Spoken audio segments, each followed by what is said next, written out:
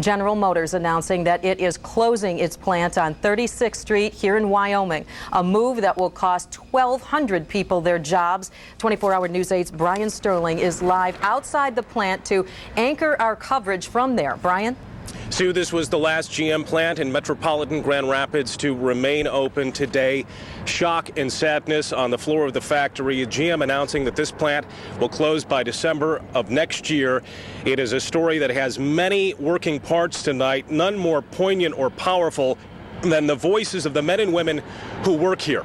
When we got word that this plant was closing, we dispatched 24-hour News 8's Rachel Ruiz down to the factory, who talked with some of the rank and file today.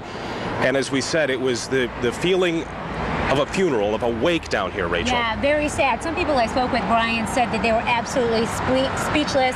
Some people that I talked to actually had tears in their eyes over the news. So fresh. We spoke with them less than 2 hours after it happened.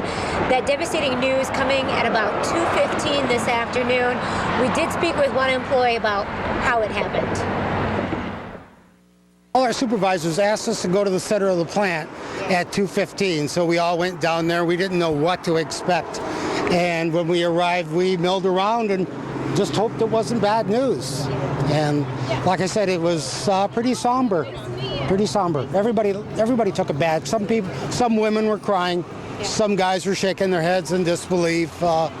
There was a lot of different reactions inside. Heard the news and cannot believe it. You had to come down here because you didn't believe it. Yeah, my neighbors said they just notified her, and I said, doesn't sound possible. Built in 1936, 50-some years, it's fed and clothed an awful lot of people. Now, GM says that they are closing the 36th Street plant as part of its restructuring of North American operations. This particular plant makes dies. It is known as the Metal Fabricating Division. What we've learned is 1,300 people, UAW members, will be losing their jobs, Brian. Another 100 people they'll be working with buyouts and restructuring. We don't know the timelines yet, but it is supposed to happen over the next 14 months. We've got a lot more angles covered, and we'll continue to bring them to you throughout the show. All right, thank you very much, Rachel. GM company officials, of course, had told us that in September that they were looking at their metal fab plants as in the crosshairs, so to speak, of what the plants that they wanted to close. Greg Golembeski is the president of UAW Local 730. You represent the workers in this plant. Greg, first of all, your reaction to the news today, did it take you by surprise? Absolutely. I was on my way to the Union Hall. I had some meetings here in the plant in the morning, and I got the call from the personnel director about 1:30. He said, I'd like to see you over here in 10 minutes in the plant manager's office.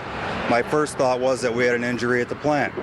And I tried getting a hold of the chairman, Steve Ropp, and couldn't get a hold of Steve. And finally, Steve called me, and he said, are you on your way? And I said, sure. I said, what's going on? He said, well, the regional director's on his way, and it's not good news. And I stopped right there on the steps. I was just numb. I knew, how could this happen to us? We were in the top 3 when we come in for this COA agreement, and it was hard for me to sit there and listen to what was going on in the room. It was like the death of 14,000 people all at one time. All I had a vision for was, what about those folks on the floor? What about their families? What about the schools they go to? What about the community that's here? We have an obligation and responsibility to them, and I just can't tell you how bad I feel for what's going on today in this community, in this plant. Workers in this plant went off the job on strike last year as part of a nationwide walkout against GM. You guys said you were doing everything right. In fact, the company had pledged to retrofit some of the operations here to keep it more competitive. What happened? We're not really sure, Brian. I mean, when they came in and we started looking at some of the things that we needed to do to maintain our facility and to be able to make it competitive and be able to attract work here, we did all the right things. We're actually up for Chairman's Honors for Health and Safety. We're one of 4 plants that is up for that honor right there. We're the lowest cost producer of steel and all MFD. I think we're in the top 3 of those plants there. So this year has really taken us, I'm just shocked. I just can't believe what's happening here. It's like a bad dream, Brian, except the fact is we're awake. Greg Golembeski is the president of UAW 730. You represent the men and women here, 1,400, who will be out of a job by December of next year. I thank you for your time live tonight, and good luck to you.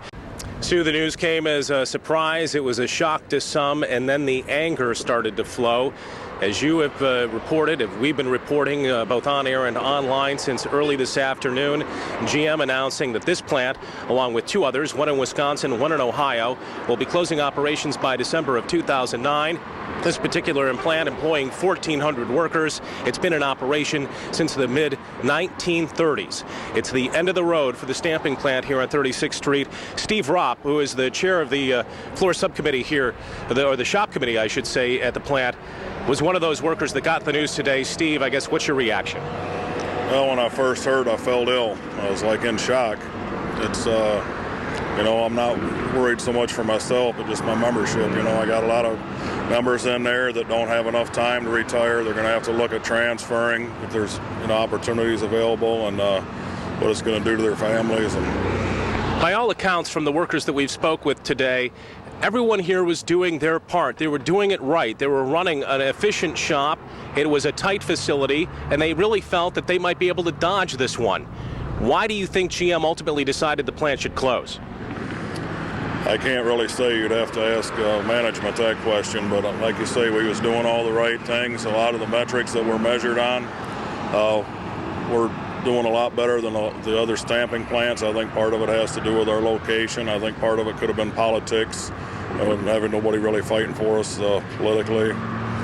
Just as far as the location, it's it cost us a little more to ship parts to a lot of the assembly plants than it does some of the stamping plants that are closer to them facilities.